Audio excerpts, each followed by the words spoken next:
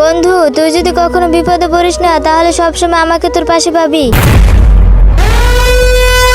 ভাই, মনে হয় সেই সময়টা চলে আসছে। প্লিজ আমাকে হেল্প কর আর আমাকে এইখান থেকে বের করো। আরে তুমি কে? আমি একজন মানুষ। আমি 1000 বছর আগে মোবাইলের ভিতরে আটকে গেছিলাম। আব্বে, 1000 বছর আগে তো মোবাইল ছিল না। আরে সেটা আমি পরে বলতেছি, আগে 4টা 0 পাসওয়ার্ড দিয়ে আমাকে মোবাইল থেকে বের করো। আচ্ছা ঠিক আছে, থাম।